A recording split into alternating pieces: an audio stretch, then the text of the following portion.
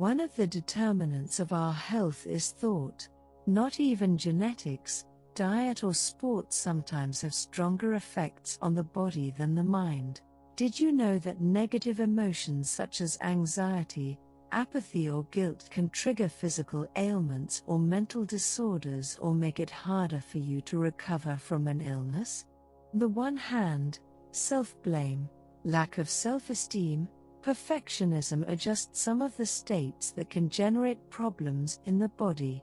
The connection between emotions and health is very close in the case of negative emotions such as guilt or anxiety, and if they are accentuated or prolonged, they can amplify an illness or delay the recovery process after an illness. On the other hand, positive states, such as calmness and optimism, have beneficial effects on health. So the immune system provides a foundation by differentiating between positive emotional states, which help us stay healthy, and negative ones, which can cause disease.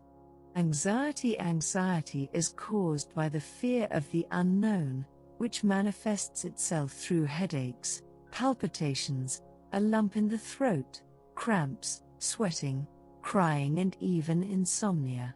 This can make you lose your temper and control and not find rational explanations. As a solution, agree to focus your attention on the trust that everything that happens is for your future good and that you have learned something from this lesson.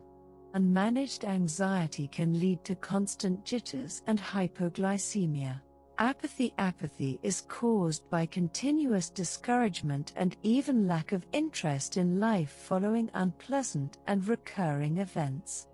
The solution is acceptance and openness to life and the pleasant experiences that replace the unpleasant ones. Apathy may increase the risk of anemia, hypoglycemia, or mononucleosis. The guilt occurs when we do something that we later regret, so when the behavior conflicts with our conscience, and often makes us want to correct that mistake. Some of the physical symptoms of guilt are sleep problems, stomach upset, and muscle tension. Guilt can lead to depression, anxiety and paranoia, but it also prompts us to behave better in the future, according to experts. When we act in a way we're not proud of, the brain sends a signal that can cause us to change our behavior. How can you manage anxiety? Stay in the present. Anxiety is a future-oriented state of mind, so instead of worrying about what's going to happen, come back to the present. Ask yourself what is happening now and if you are safe now, and take an action to interrupt your anxious train of thought. Tidy up your desk, drink a glass of water, walk a few steps around the room or call someone dear. Inhale and exhale. Deep breathing helps you calm down. Maybe you've heard of certain breathing exercises, but you don't necessarily have to sit and count. It's enough to just focus on inhaling and exhaling rarely and calmly. This helps you refocus your thoughts. Stay away from sugary foods and drinks worsen anxiety symptoms, so stay away from them. How to manage apathy? Even if you don't feel like doing anything, force yourself to get out of the house and spend time with friends, go to concerts or watch movies. Even if you don't feel like it, make it a point to exercise every day. Try to get the best sleep possible. Stop eating or drinking alcohol, coffee or caffeinated teas 3 to 4 hours before going to bed. How to handle guilt?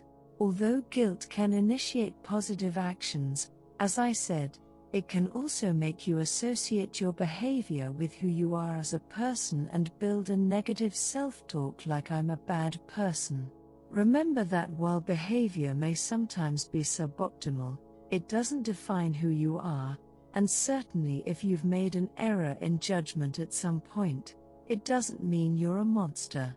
If you feel guilty because you have done something wrong to a person, tell them directly. The person may not want to talk to you, and then you will have to accept moving on without their forgiveness. Or, you may find that the guilt you feel in the long run can sometimes be unwarranted, as the person involved may have moved past the incident because it either didn't mean much to them or, if it did, he already forgave. Remember that perfection does not exist. All people make mistakes without realizing it, and even if you have a very good impression of yourself that you don't make mistakes, at the end of the day you are still an imperfect person. And there is nothing abnormal about that. If you have already been struggling for several weeks or even months with negative emotions that diminish your quality of life, seek a psychotherapist. A few sessions of therapy can be very helpful in this regard.